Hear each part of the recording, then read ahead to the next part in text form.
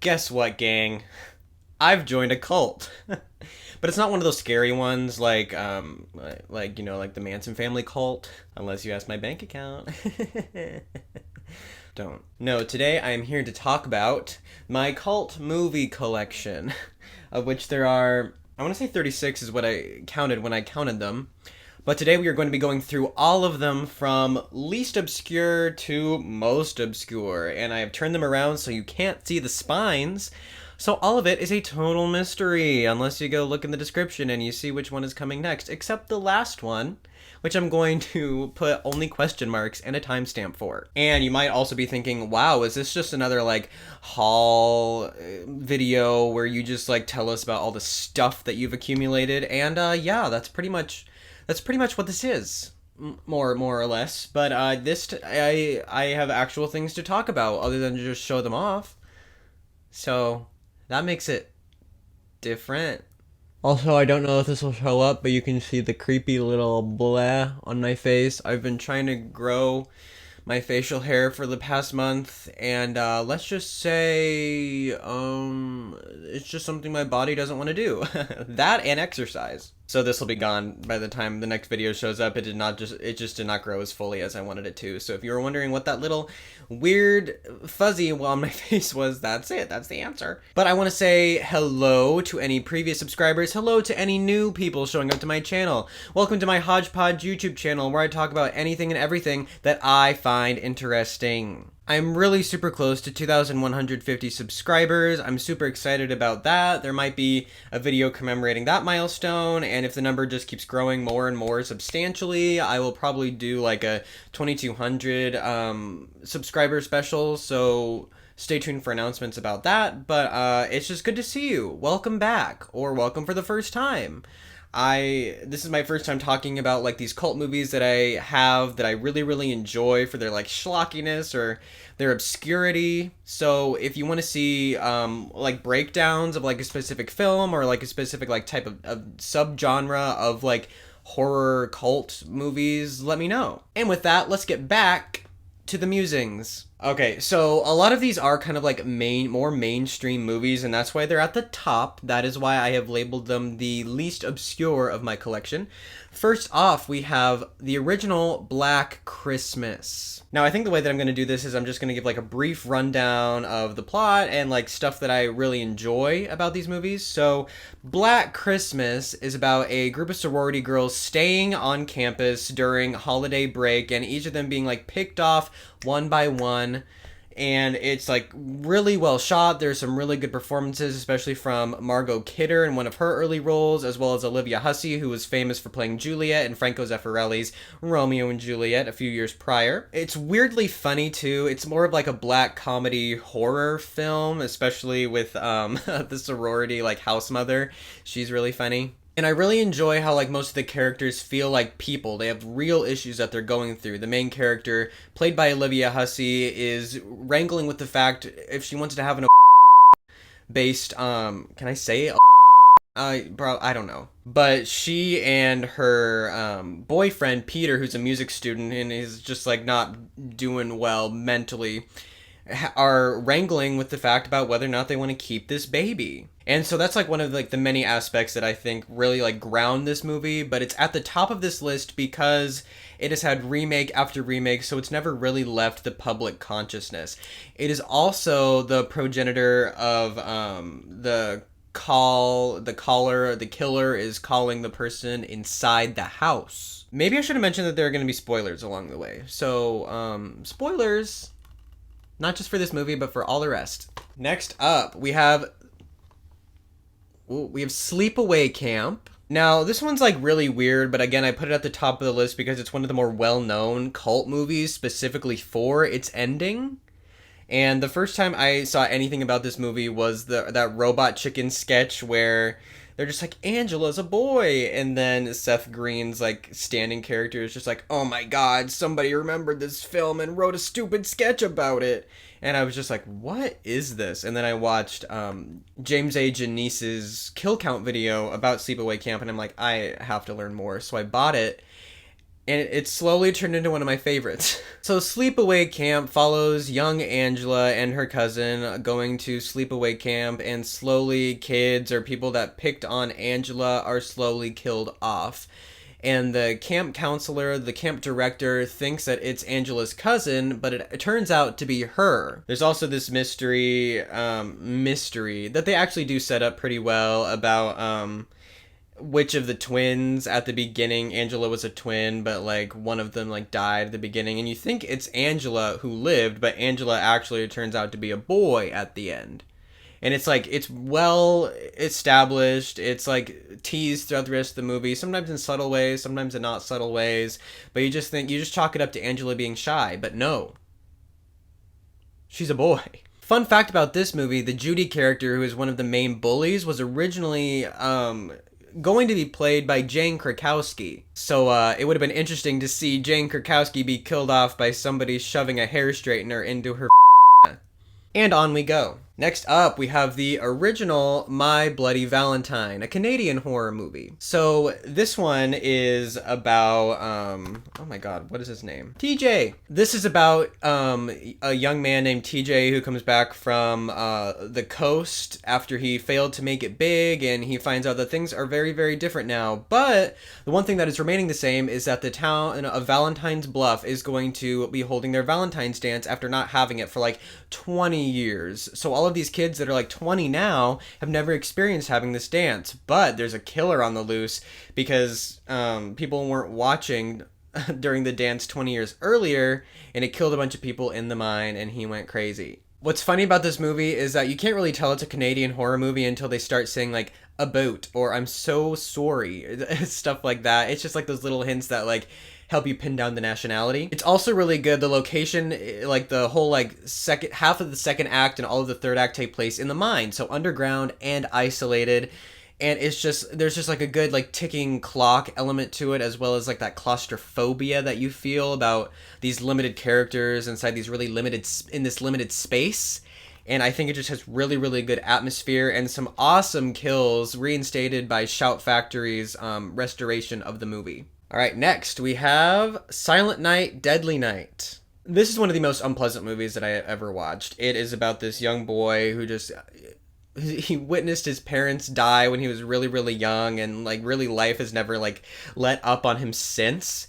And so anytime he like gets like triggered by like somebody getting like or there's like some kind of extreme violence, it like puts him into a mode to like either protect people or just like go on a rampage. And like the whole like last half of this movie is him going on a murderous rampage. There's some really fantastic kills. It really just is bleak and like really, really frightening, and sparked a franchise which is about as inconsistent as, I wish I could think of something funny to bring up that it's as inconsistent as the fifth season of Glee. Those two things are not comparable. This spawned a whole franchise, including the infamous Silent Night, Deadly Night 2, which is half of its runtime is a recap of this movie, and then just like a really bad like short film afterwards that can loosely tie itself to the original. I don't have that one, but I figured this could like speak for the franchise.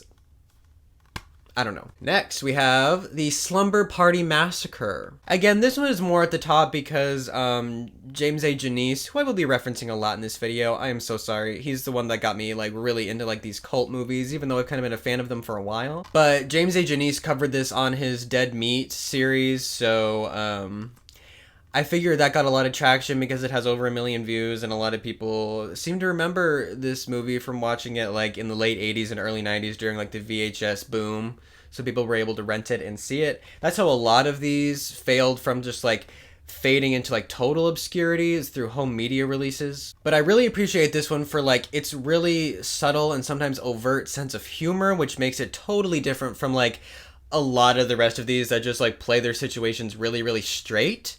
And it really helps that this was originally written as a satire of horror movies, so we can really see where like that draft and then the draft which was just like, let's make it dumber, really kind of like set in.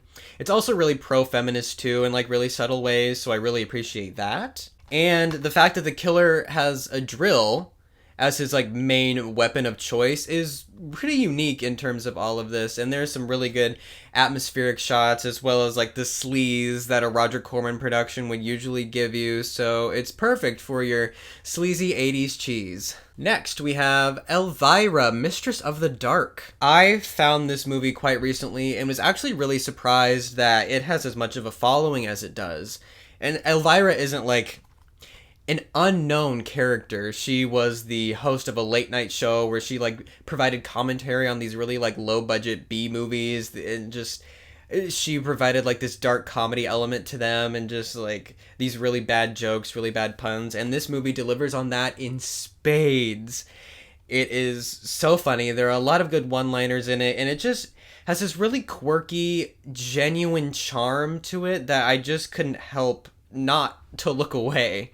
Cassandra Peterson as Elvira is like hilariously campy, and she just sells every moment that she's in it, and hardly any of the jokes fall flat. But for a movie of its kind, this is like a cut above the rest, and it really, from what I've read online, really helped people claim their identity, that even though they were like different, or they perceived themselves as different from like the rest of their community, Elvira really gave them a sense of like identity and security in their otherness, their strangeness. And so I think that cannot be understated. All right, next we have Night of the Comet. This one is mostly notable because it provided the inspiration Joss Whedon had to create Buffy the Vampire Slayer, believe it or not. And so just like picturing these like 80s mall rat type of girls thrust into the throes of like this apocalyptic world, and like simultaneously worrying about like, oh my god, where are the boys, but also like, oh my god, these zombies are trying to kill us, is a fascinating concept. It only ranks this high in terms of this list because it regularly shows on TV. So it's not as obscure or as lost as a lot of these other movies would be. I when I was working, I literally saw it playing in the break room. So how obscure can it be? But this also really shows how much of the 80s like cast like the same people throughout its like culty, low budget, weird movies. This actress, I don't have this movie, but she shows up in a movie called Chopping Mall, and this actress is going to show up later in this list. I think a few times, if not just one more time. But it is weird. There's not really a lot of plot to it. It's science fiction, and so eventually we like break into like a government agency to try to find out what's going on here, and then the ending is just bizarrely perfect. They're trying to like rebuild society by not wanting to cross a crosswalk because somebody has to uphold the rules, and then another survivor comes and whisks one of the sisters away, and that's the end. Kind of sequel baity, but like a sequel never happened, obviously. Next is The Last Starfighter. This one is slowly turning into one of my favorites. I had never heard of it before, but online a lot of people call it a Star Wars ripoff, which I absolutely do not agree with. I think one thing that really keeps this from entering the upper echelons of like sci-fi classic is that there's not a lot of fighting, or like a lot of I would just say like there's not like a lot of fighting, or not a lot of like typical sci-fi movie attributes in it. The climax of the movie lasts like maybe 5 minutes, and the villain is kind of a non-entity except for a cool scene where like his holographic head shows up and it's just like, you're all gonna die and it's gonna be me, ha ha ha. So he's like weirdly campy and not a threat, but a lot of it is very charming. Robert Preston is in it as one of the aliens, and he adds a lot of character and charm to the movie. He just sells it 100%. The young actor who plays Lance Guest, who plays Alex in this movie, gives a really good performance, not only as him, but also a clone as himself, who has to, like, keep his place on Earth while the actual Alex is up, like, doing his starfighter training. There are talks of this one either getting a sequel or, like, a prequel made in the 2020s. So one can only tell. I hope that if they do, they don't ruin it. This also has a really good score. by, I believe, Jerry Goldsmith. I can't remember who did the music. And it does not say on the back, which is a shame. But there are like a lot of score suites out there if you want to go find them, because it really is a majestic score and just adds to the atmosphere. Next we have Basketcase. This is another one that I stumbled on based on the kill count. It is just so weird. It really, out of all of these that have appeared on this list, oh, gross. It is one of those that really has like the most like homegrown feel to it. It is shot basically kind of like a documentary, and it had no budget. And that is what makes it so charming. You can tell that everybody involved had like a fun time making it, but also since it took over a year, there are like a lot of continuity issues, and it's just not lit or shot the best. And the puppet Belial, there he is on the front. He is sometimes played by like a puppeteer when moving his mouth and his arms, and sometimes he is in like claymation, which is really scary. But I will say this movie is like the best kind of schlock, because it doesn't take itself too seriously. It is like a weirdly high concept, and also there are a lot of like really damaging themes in here if you like give it too much thought, mostly about identity and jealousy and revenge. So if you think about it really hard, it's like kind of a think piece. But if you just want like a dumb movie to watch with your friends drunk one night, Basketcase is the way to go. It also launched a franchise, so it is the first part of a trilogy, which just gets weirder and weirder as it goes on. So, next is Tourist Trap. This, out of all of the cult movies that I have here, is probably my favorite. It is rated PG, which is really weird for a horror movie, but that's how it got its infamous reputation. It could play on TV because of its low rating, so a lot of people saw it air on TV, and they were just like little kids, and they were scarred by the devastating and scary imagery brought upon them by Tourist Trap. This movie is very atmospheric, and it features Chuck Connors, who was like an old movie star, I believe on The Rifleman, if I remember right. Yep, on The Rifleman, and he delivers a very good creepy performance. And it also helps that part of the antagonistic nature of this movie is that a lot of the imagery features lifeless dolls that you learn later are people.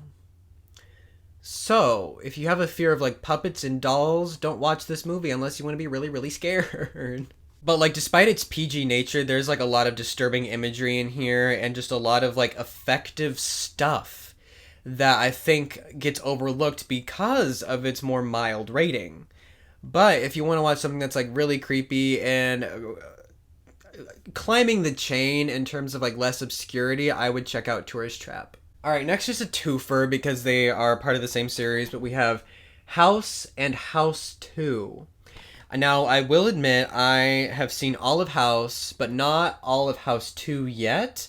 And I think I chalk that up to them being, in my opinion, kind of boring. They are competently made movies with very competent effects, and they're both kind of like a black comedy, but this one is kind of more of a drama about an author trying to reconcile with the death and disappearance of his young son. And then this one is almost more of a straight up comedy based on Confederate ghosts trying to retake this house. But they both move kind of slow. They're not like laugh out loud funny like Elvira is. And they just are very competent movies. If they had been a little more schlocky, maybe personally I would enjoy them more. But because of their production values, it like makes them not as culty or as obscure as I would say something later on this list would be. But these also spawned a franchise. There are like maybe 4 or 5 movies in this. This one's called House, and then this one's called House, the Second Story. It's funny because it's a sequel, and it's also, the houses have more than one story sometimes. Next, we have Final Exam. I got this one more so because I'd seen clips of it before on YouTube, and I think it looked kind of interesting.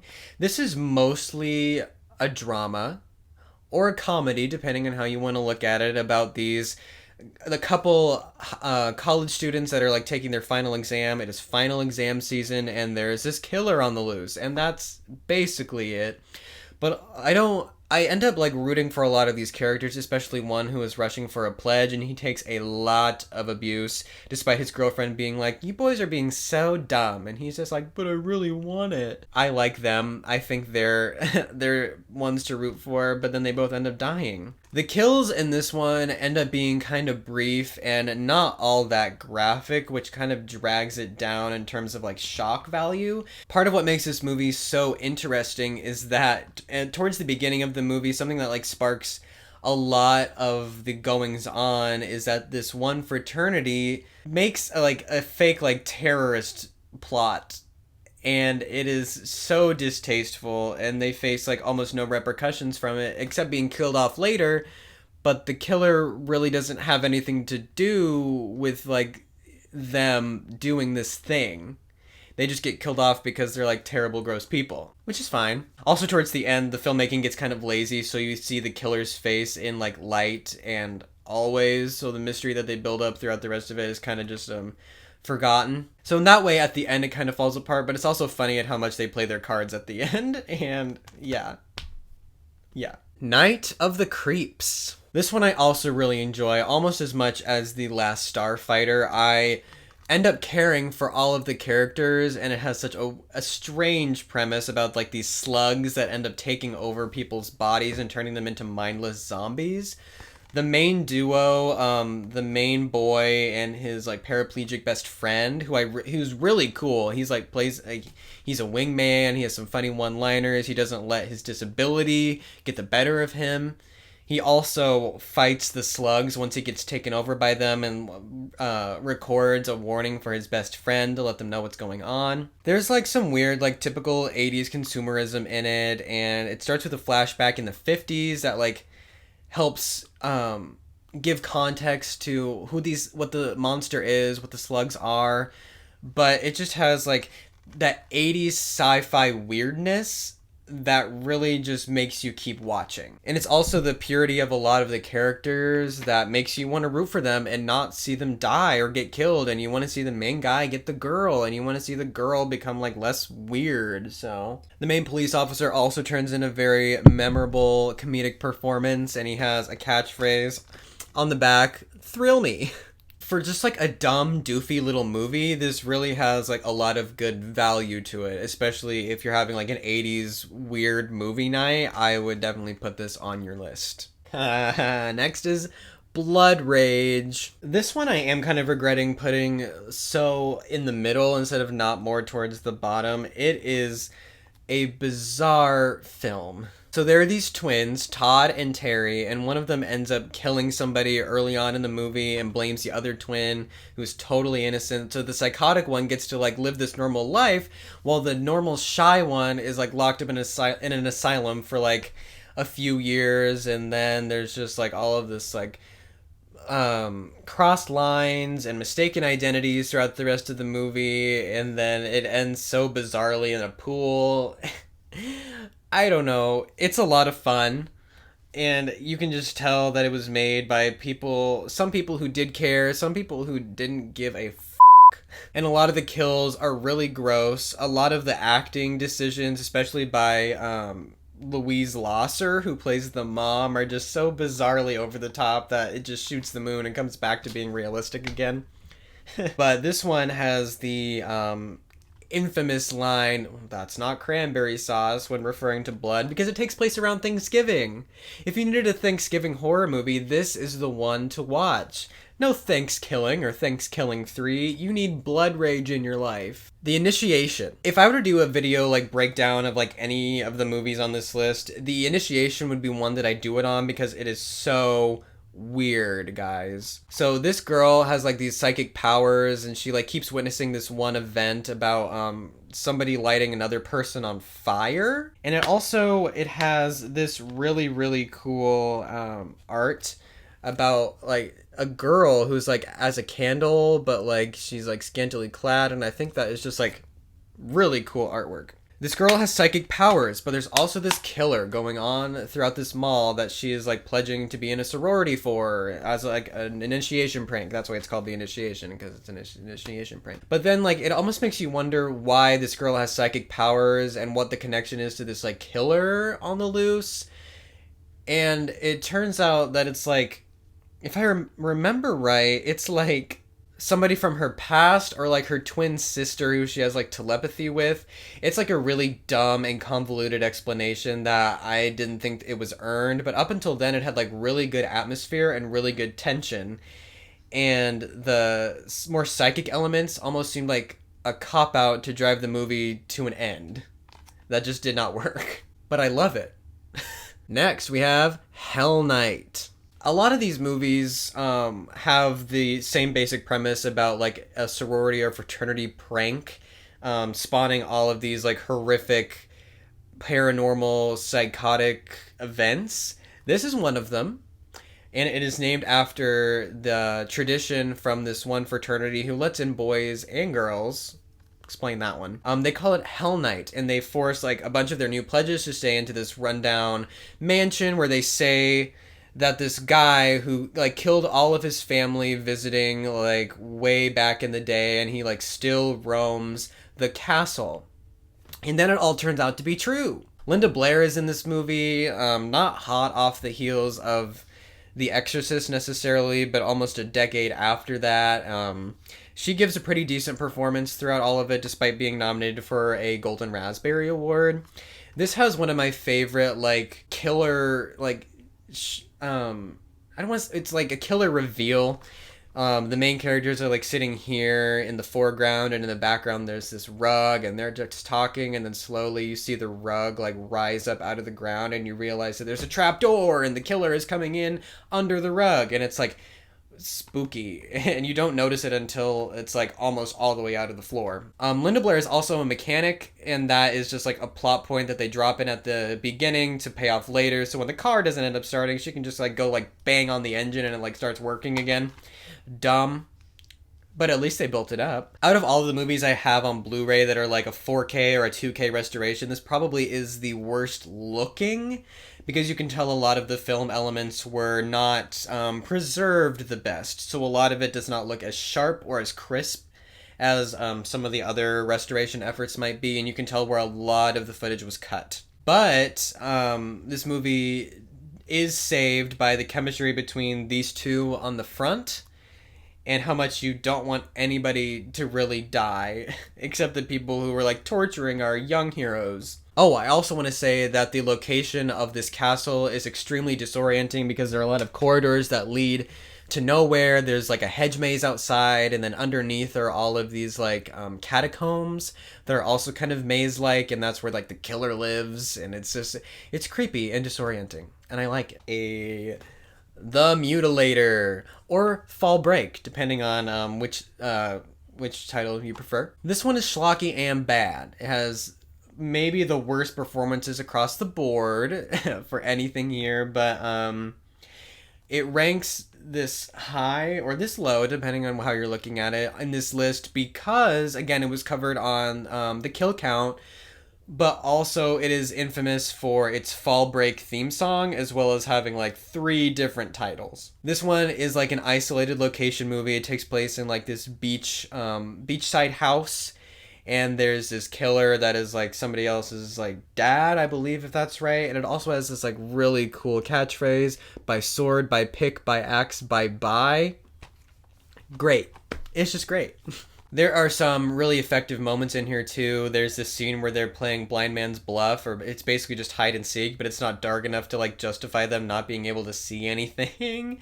And so that's really funny, and it makes you wonder like, wow, if I can see them like in the light, then how could they not see the killer? How could they not notice that there's like a 7th person in the house? It's just full of dumb decisions like that, and a lot of like the behind the scenes mess. This really was a family affair.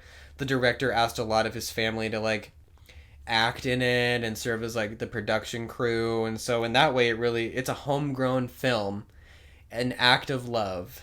But it has some pretty decent effects when it comes to the gore. So this is one to check out if you want to see something that's a little more low budget, but effective nonetheless. All right. The Burning! Yay! This one takes place at a camp, and years ago, a lot of these campers went to go pull a prank on, like, the groundskeeper, who is just, like, this mentally challenged man, and they, like, light a fire in his cabin just to, like, spook him, but he ends up, like, knocking it, like, the fire onto his bed, and it all catches fire, and he ends up deformed because he gets burned. That's why it's called The Burning. Get it? The Burning. This has a lot of atmosphere to it too. They filmed the woods in like this really scary way. And the performance of this actor right here, he's the skeptic when it comes to the legend about the Cropsey character, who's based on a real legend, by the way, I think up in Pennsylvania. He turns out a very good performance, and a few years after this, he would go to win a Tony Award based on a play where he played like the character. Insert. Can I say? I guess I can't say or. It's fine. This one features a very young Holly Hunter, as well as a very young Jason Alexander, who would later go on to be George Costanza in Seinfeld. So it's weirdly star-studded, and also one of the better like camp slashers this side of Friday the 13th. We're getting to the really weird ones now. This one is called Graduation Day. This has all of the nudity and the blood and the necromancy that you want in your cult movie. So this one is like a killer revenge story about this one girl who like gets worked to death by her track coach, and she has like this blood clot that causes her to collapse and die after finishing a race.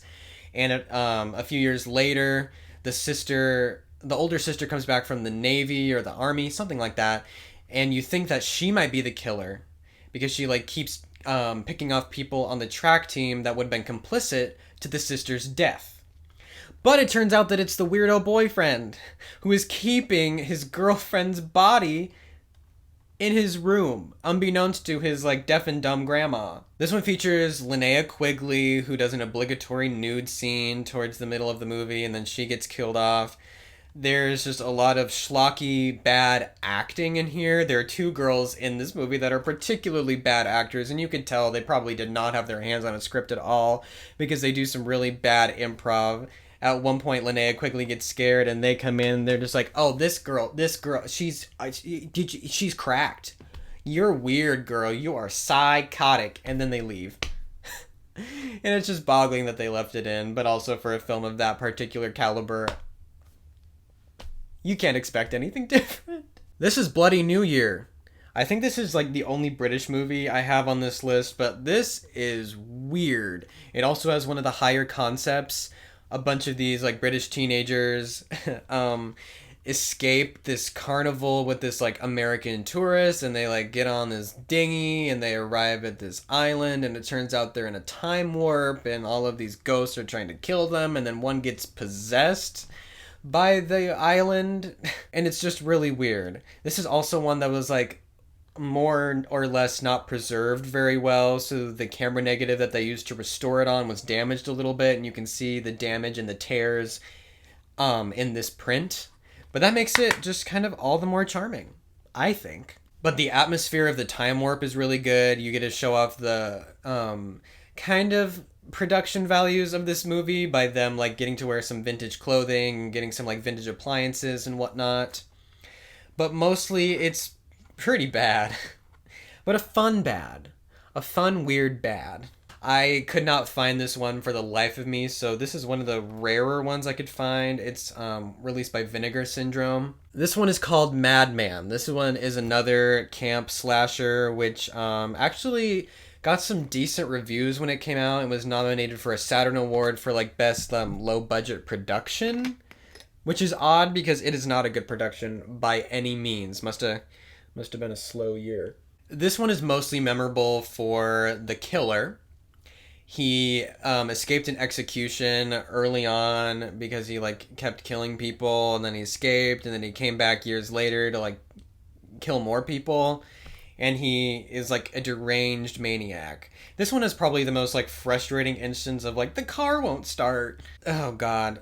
And like at one point the killer POV is like getting really really close, and you wonder how none of the people in the car can like see him, especially since he's probably as backlit as he is. It's just bizarre because as soon as he like touches the handle, the car starts and they like drive away, and they could have just clearly like seen it if they turned like just that much more.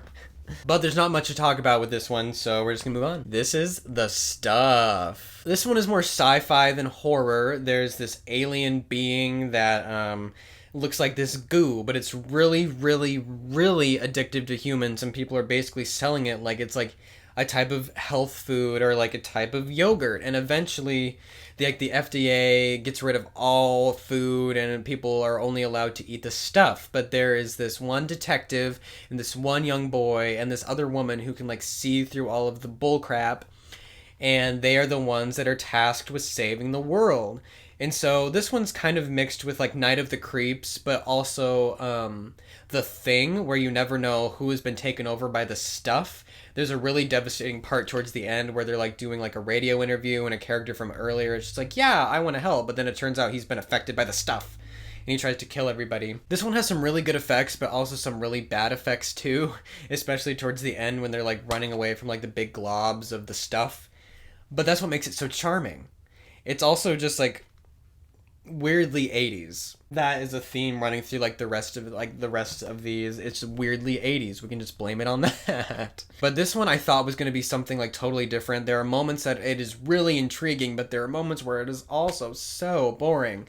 There's a moment where like the main detective like goes down south to go find more answers, and like this really small town where the stuff was found is just really weird, and that's one of those moments where I think the movie really really works. But then it turns into more of a let's discover the plot kind of movie, and I think the mystery as it like unfolds gets less interesting as it goes on. All right. This is Just Before Dawn. This is a treasure of a obscure movie. It is shot very well. The acting is really good. There's really good atmosphere and a really cool twist. The twist is the killers are twins. George Kennedy is in this movie, as well as the guy who played the camp counselor in Sleepaway Camp, who gives a much better performance here than he does in Sleepaway Camp. But George Kennedy really keeps this movie from becoming something that could be less than the sum of its parts, despite all the stuff that I mentioned earlier. He gives some clout to this very low budget production. But this is another, like, 5 like 20 somethings go into the woods and they end up getting picked off one by one kind of scenarios. But it really works for this movie because it is shot so well, because the twist is built up as well as it is. Chris Lemmon, who is Jack Lemmon's son, is in this movie, and he just is very adorable and very good looking. I don't know. But the reason you want to get this movie is because it is as effective and atmospheric and creepy as something like the original Nightmare on Elm Street was. It also has some really, really, really good special features. It has the extended international cut as well, and that just inserts a few more minutes of footage. A reason to get a lot of these is for the special features, because a lot of people care about these movies and they pump their own like funding into the special features, regardless of how obscure or how weird that something like them would be. So you're not just buying the movie, you're buying the experience and the love that people have for them. And that's enough for me. This is The Forest. Yeah. This one's really boring. That is its sin. It is really, really boring and extremely derivative of a bunch of other movies, again, like Just Before Dawn. I would say this one is like Just Before Dawn, but bad. It takes forever to get started. The opening kill is super boring and not very extremely bloody. There's like no atmosphere. The woods aren't shot in a creepy kind of way. But a lot of the 5 main characters, or the 4 main characters, I should say, in this one, are believably terrible. They aren't just bad because they're bad people, but one of the couples is like going through the talks of divorce, and so that's obviously not going to spell very well for anybody involved, because like they're having problems, and then by proxy the other couple is going to be having problems too, and it's just very unpleasant for all of them to be thrust together into the woods and then to be like, and then have like a killer stalking them. It's just weird. No, it's not shot in a very particularly interesting way, and none of the gore is over the top enough to like counteract the blandness of the rest of the story. So it's only ranking this high on the list because I'd never heard of it before, but the cover looked interesting. It's The Prey. The Prey is also very boring, but for a totally different reason. This edition from Arrow Video comes with 2 different cuts of the movie. The original cut that you would see in the United States, but also the international cut, which has like a gypsy camp prologue scene, which was shot years later and inserted into the movie in place of like an exposition campfire scene. And I think it's that gypsy camp footage that really gives this movie an edge in terms of uniqueness, because we really get a like feel for the killer and why he wants to like murder all these people, which is something you don't really get a lot. We got it in The Burning and like a few others on this list, but like seeing the full extent of this camp getting burnt down is really harrowing. Other than that, it's kind of a straightforward woods stalk and slash, so if you want to see the gypsy camp footage, get the Arrow edition, get the Arrow Video edition, and see it for yourself. All right. The Unseen. We are nearing the end here. The Unseen. I need to take a drink of water here. I've been talking so much. Anyway, The Unseen is basically like a TV movie put into theaters. It is shot like a TV movie. It is paced like a TV movie. And I presume it would have the budget of a TV movie. It has Sidney Lassick in it, which a lot of people would know as the mean teacher from Carrie, as well as Charlie Cheswick from One Flew Over the Cuckoo's Nest. And he plays the keeper of this museum and a really rather large like Victorian mansion. And he lives there with his sister Virginia and an unknown figure or entity living in the basement that they feed raw chicken to. And these 3 girls, one of them who is a reporter, comes to this town to like cover this festival, and he offers them a place in their boarding house so they can get killed by this entity in the basement. And we never see the entity until the end, and it turns out it's like this deformed creature called Junior, who is the incestuous result of Sidney Lassick and his sister Virginia. It's weird.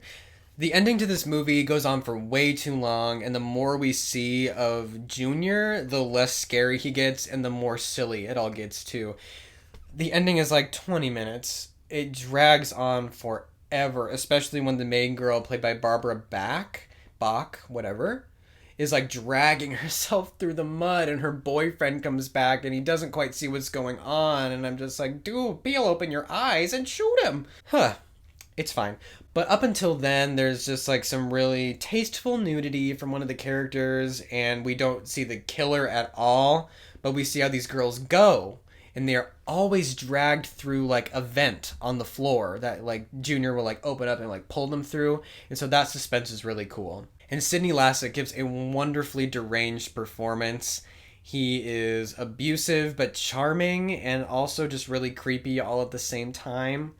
And I would just pick it up for him alone, because otherwise this movie would have been a very, very forgettable piece of work. All right, number 2. The Chill Factor. People describe this one as The Exorcist in the snow, and I don't think that is a very fair assessment, because it does take place in snow, but it's not very much like The Exorcist. So this one was filmed in the 1980s, but was not released until 1993, and only got a home media release because it is so not good that it didn't even warrant a theatrical release. And I would definitely agree with that. The movie is not good, and none of the acting is very good. Not even some of the effects are very good. The blood looks like it's barely diluted Kool-Aid. The guy that plays the possessed guy, he's okay, but the rest of them are just either really annoying, or the script just does not do them any favors as like giving them realistic dialogue. And the setting of like this rundown lodge that used to be like a Christian retreat is intriguing. There's a lot that could have been done with that kind of story, but God forbid, that would have been interesting. And the chill factor is not interesting, despite the fact that it held my gaze for 85 minutes. At the end, there is like this snowmobile chase scene that goes on for way too long and is not nearly exciting enough to justify it being as long as it is. And there's this really weird narration of like the final girl as like an 80-year-old smoker remembering all of this going on, and you can tell it was added in post because the events were confusing and they needed something to like help explain what was going on. So it's like bad, but it's like interesting in how bad that it is. The behind the scenes featurettes from this movie probably give a lot of insight to what the production was like. Fun for all, but they knew they were not making a masterpiece. And the chill fact is not a masterpiece. It is not The Exorcist. So let's not pretend that it is. All right. Here we have it. The most obscure movie that I have from my cult movie list, Microwave Massacre. I got like 10 movies all in one fell swoop, and this one was one of the last ones I added to that list. And I only got it because the back looked interesting. So there's this disgruntled construction worker. He and his wife do not get along, so one day she annoys him so much that he kills her, he microwaves her, and eats her. And he gets a taste for human flesh, and he goes on a cannibalistic rampage and just microwaves people. Perfect. How fun. The guy that plays Donald, the construction worker, does like an adequate job in this movie, but I don't think the woman who plays his wife was very good. It also just reeks of it being like a low budget production with some really like dumb, schlocky, gross out effects.